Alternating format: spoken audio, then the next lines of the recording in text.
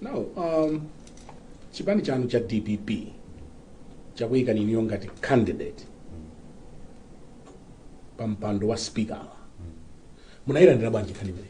Did you see that coming?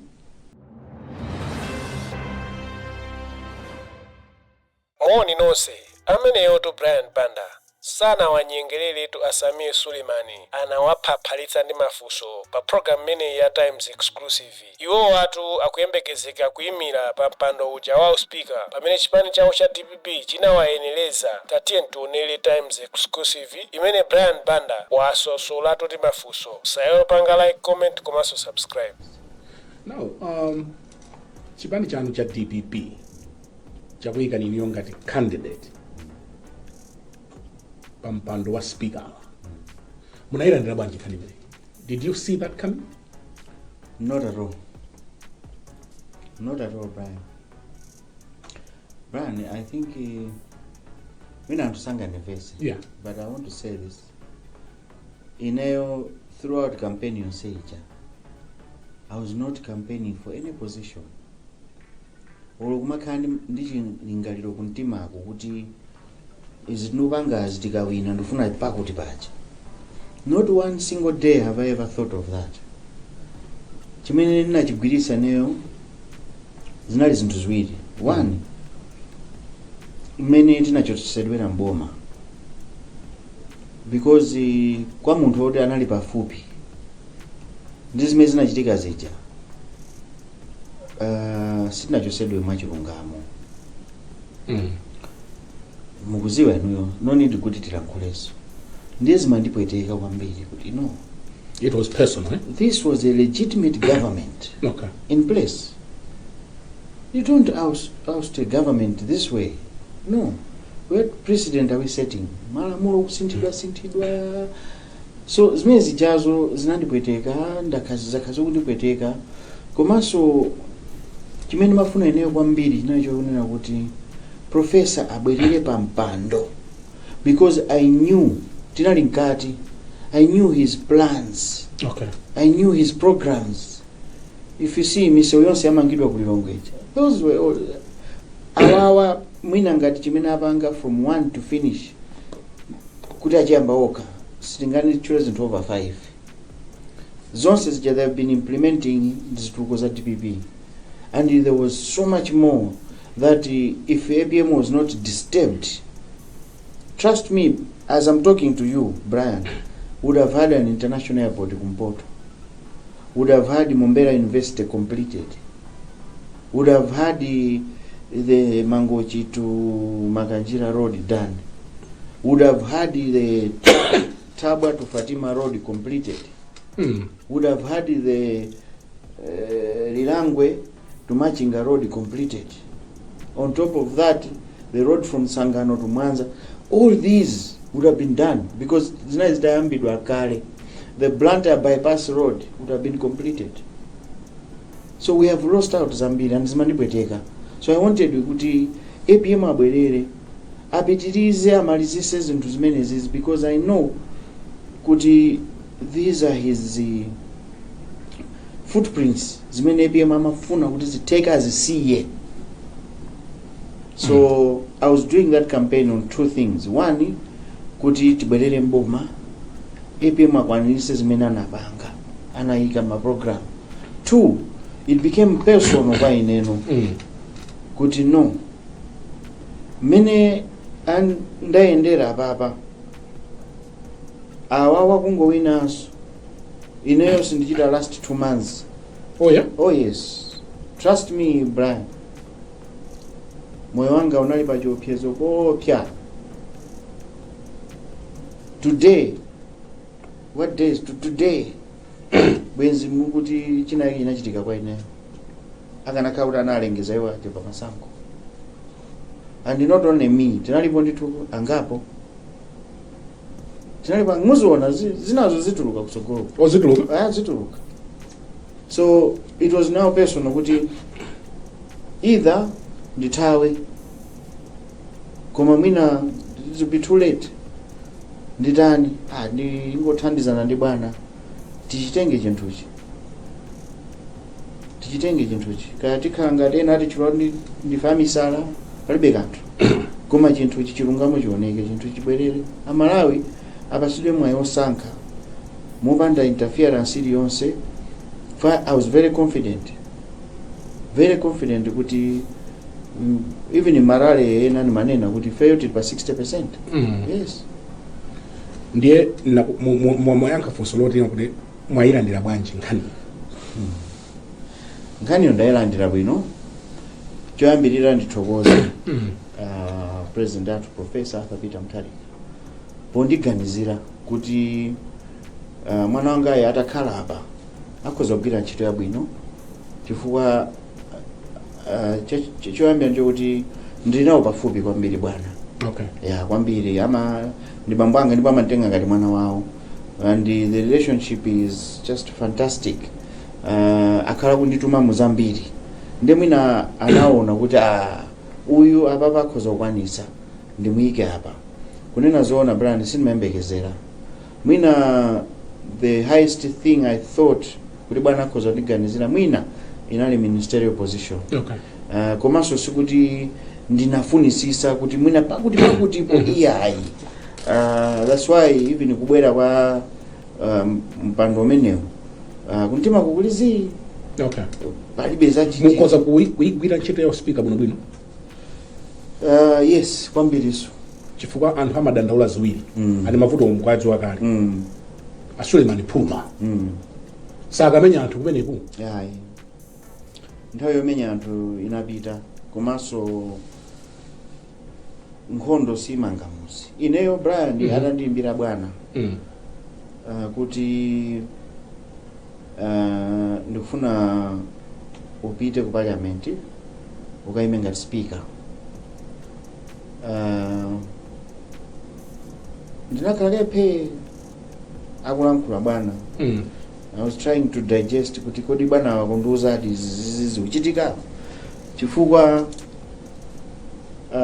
munthu matha kunena kuti ya bwana apa mwina ndikuona chonchi apa ndikuona chonchi, koma I accepted and I've taken the challenge because of what bwana said. Okay. Bwana ananduza kuti ndifuna upite ku Parliamenti.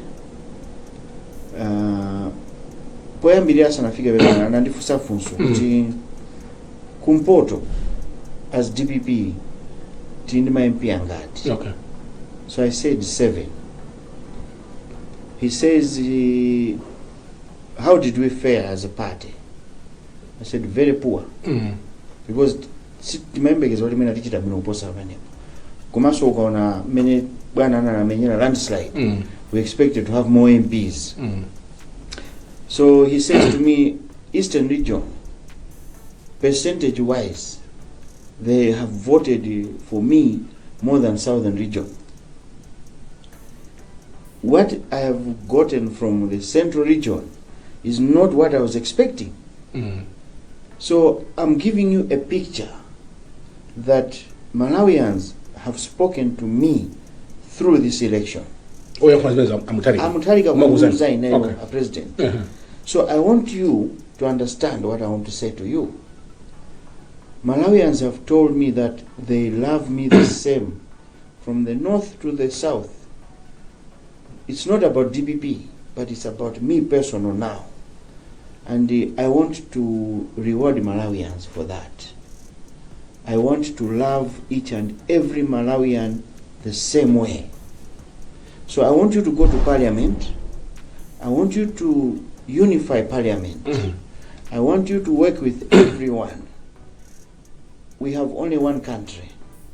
And I want to leave a legacy that I also loved everyone. I don't want DPP to be labeled as a Lome party. I want that to be the past. I want DPP to be a national party. That's what I want to leave for you people. So nakarape ndikuona zimena malankhula zija. Brian, I could not, I even nasala bangono kugwesa nsozi. Bwana is on top of things, and they expect a new APM in the way he's going to manage this country. He's serious about fixing this country. Koma tuyankha funso limene muyankha atundira phuma lanu. Ndibwera kumene kutu. Omubwera chifamu saiwale kuti muyankha funso. Anthu amanena kuti Suleiman. Ngwa phuma. Nkanje uja sakagwa nawo nkanje uja. Ndiye bwana aswankhani bana inena. Okay. Kuti bwana wanga ndikuziwa because he knows me better. Okay. I know kuti pena pake you had to when you had to. Tiyankhule chichawamu. Tiyankhule chichawamu. Unapanga zinthu chifukwa chokuti ndi mmene zinalili unangoyenera kutero. Okay. Ndakhala ndikuchita follow ku committee wakhala zaka 6 ngati chairman wa agriculture committee. Ndakhala ndikuona mmene wachita handle committee and through my investigation and through my subcommittees you were on top of things, you were excellent, you never tolerated corruption. And I watched how calm you were and I want you to go and do the same. I know kuti mbuyo kamuyo ilipo mwenu ili kwambiri kwambiri Brian ndanena baba kuti ndakhala mipando yambiri as administrator mpaka as president of farm. I'm a businessman. I deal with people. Simuzamva kuti pena pake ndambana ndi munthu hayi mukhoza ndifufuza down ndakulira mulimbi mukhoza kufufuza ndimakhala bwino ndi wina aliyense. Komano muziwe kuti as I said poyamba kuti DPP ndi system ife timaziwa chimene tikuchita apapa tikanangoti tike manja nthumba kodi boma tikanalitenga sitikanalitenga pena timafuna tikhanga tamisala pang'ono pena timafuna kuti tikhanga tozunguza pena apaja iyayi akutuluse sinthu kumayenda tikuziwa chimene tutani tikuchita. So Suleiman musamone wa muchemba iyayi mmene mujandi mmene mujandi se political house mmene mujandi nde mujango mwa ife ma MP tikati tupita ku nkhondo timanena mutimo sitinyengerera na mmene muja maona aso enu mezi machitika mmene muja. Munauza Catherine Gotani Hala kuti tikamadza kumana ine ndidzakhala mpando wanu. What prompted you saying that? This is part of the tactics. Part of the tactics, but at the same time I was very confident kuti boma tikutenga. Okay. Zampandozo ama kwasande bwana. Okay. Koma ina tactics yongozunguza. Nali nena kuti anthu wa basi tisaonese ngati kuti ife tikufoka. We have to take them head on. Kuli school ya speaker? Not necessarily school. Koma ngati chimozimozi ma MP. Baba ngati mene chonchi ndoti mawa tupita kulilongwe. Tikapanga registration.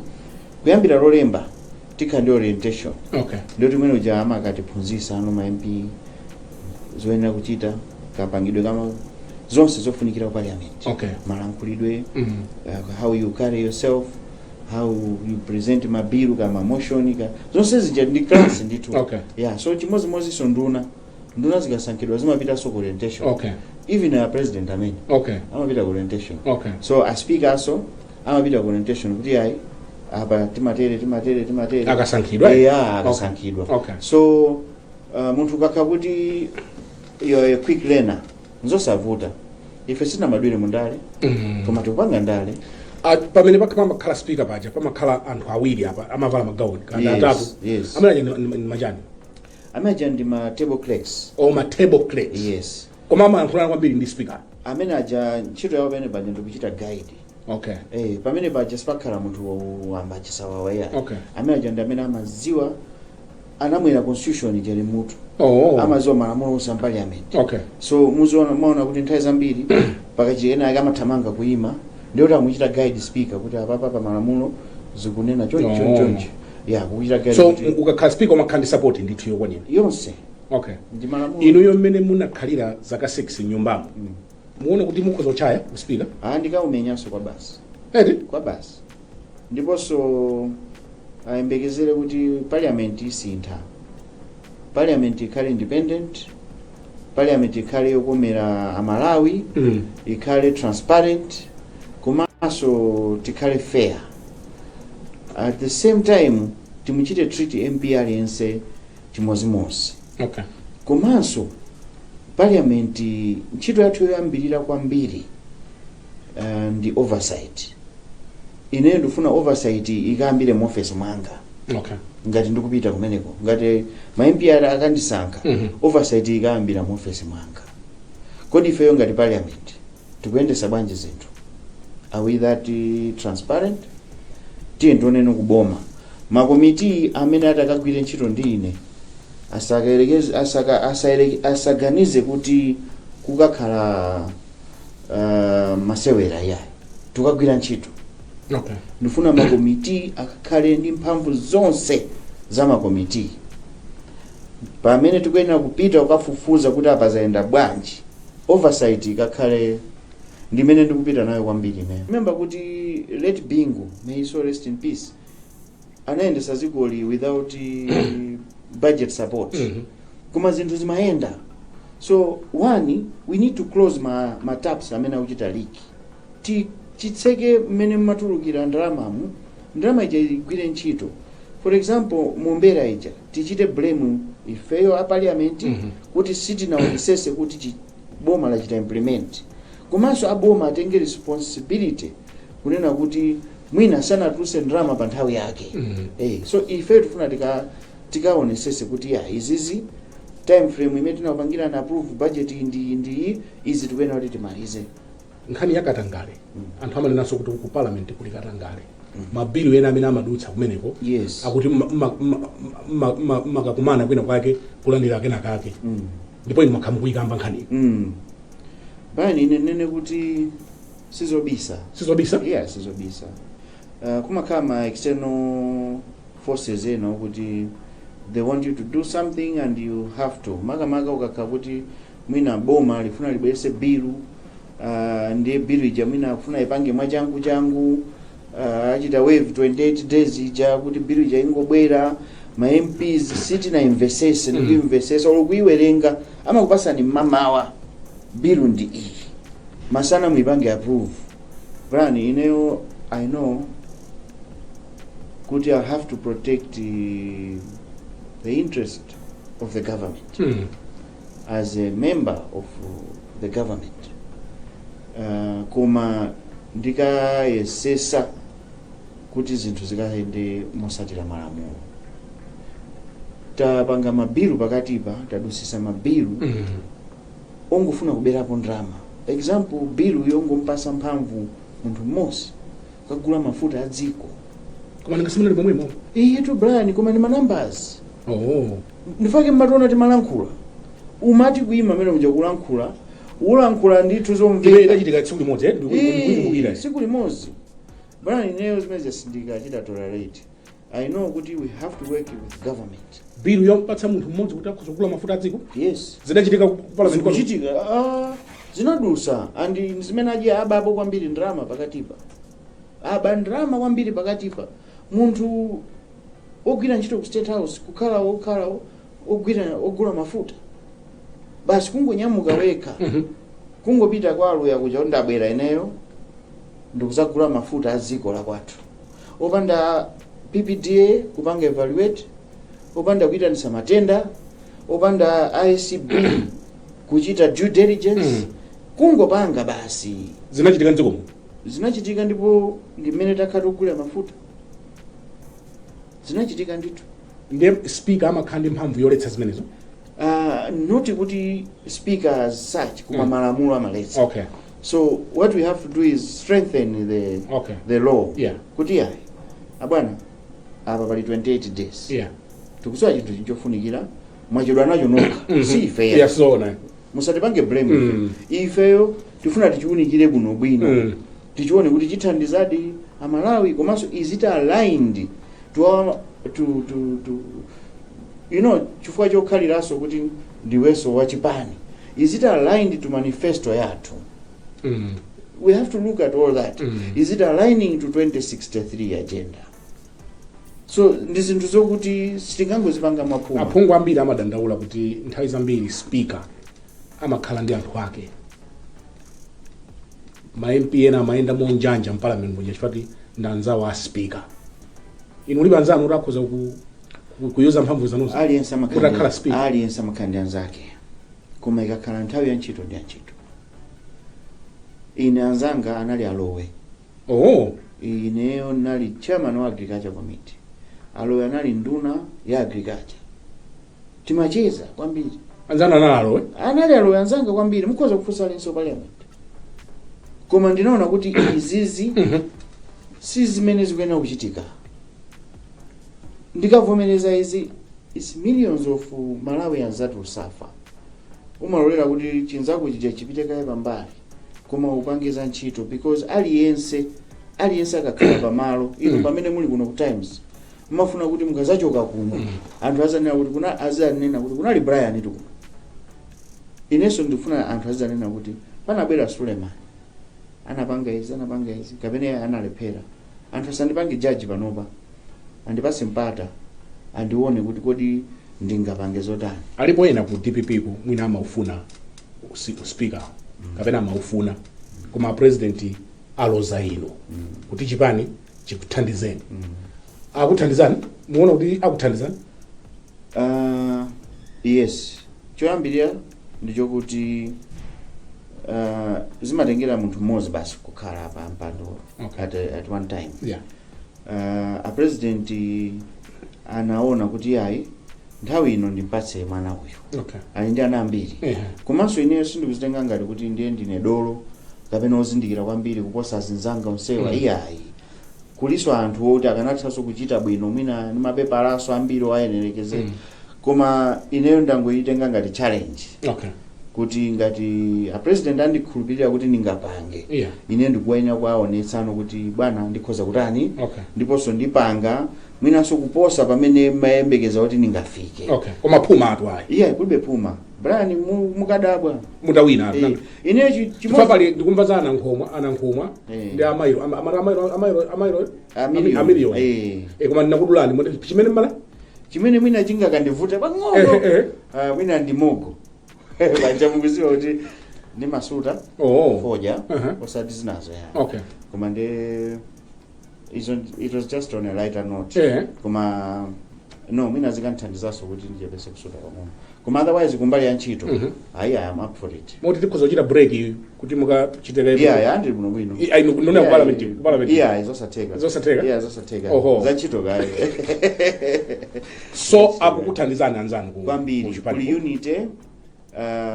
What about kuzipani zina? Kuzipani zinaso tikugwira limodzi.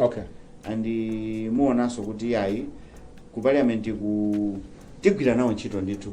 In fact support yambiri so yondi supporta ikuchokeraso ina ku MCP. Kwa basi mene ndakhalira nawo on a personal level, on a committee level anthu aja timamvana and mukafunsa za ine akuzana kuti yayi zina zitu timangomnena muchemba muje fati nawonso ndi battlefield. Nthawi yatithera mawu anomaliza ndi otani Bambo Suleiman? Ine ndimafuna ndathokoza Malawi kuti mwatikhulupirira kuti tikonze zinthu. Mwakhulupirira president athu a Professor Peter Mutharika mwapasa mandate a professor abwera mwaona amene ayambira ntchito zikuchita kukoma. Mutikhulupirire tipaseni ndithu nthawi yathu bwinobwino muone kuti tigwira ntchito motani. Koma ndikusimikizireni ntchito iliyonse imene mukutituma kapena a president akutituma ife tizipereka ndipo tigwira ntchito ngati atsogoleri anu mokukondani komanso mopanda ziphuphu. Tifuna tithetse katangale, tifuna tibweretse mtendere, tifuna tibweretse chitukuko, zonse zitheka ndithu tikhulupirireni. Kukhala speaker mwafuna sori munthu oti skulu udayimba. Inu mudayimba skulu ndinayimba kwambiri. Standard 1 mpaka 8 naphunzira ya government. Maskulu anthu amene ine standard 1 yanga nambira pa slate. So ndinafika mpaka na form 5 ku Central High. Koma I've done more administration work and business. That also zandithandizira kwambiri. Ndapangapo ma seminars ambiri zambira zichani izi zaboma zinde yayi izo sayamba. Brian ndanena kale kuti it's passion. It's passion. Example imwe yakumpira. Ife meti machita manage mpira kunali bizofuna PhD chani muone mpira mwe unkakomera kale. taonani pano kunabwera ma PhDs ndipira tulika. So you can't do something if you don't have the passion. Honorable Samia Suleiman, titakuita nani kuti mubwere takuyamikani. We will also be talking to wanthu ena ngati nthawi ingapezeke tambo kuti simulinoka mulendo umenewu paliso ena. We wish you well. Koma mwauze ndi kwako apulo onse. Onse mwako apulo? Akwa basi. Achepa kwambiri. Honorable Suleiman, mwatilemekeza kwambiri. Ine ndi mwana wankulu kutapo. Pamene panso ndiye pamapeto a program yathu madzulo ano ya Times Exclusive. Program wina ndi Honorable Samia Suleiman MP amenenso akupikisana nawo pa mpando wa speaker wa nyumba ya malamulo. Ndine Brian Banda kufikira sabata yamawa pamene tibwerenso ndi mulendo wina tingoti mwakumanonse.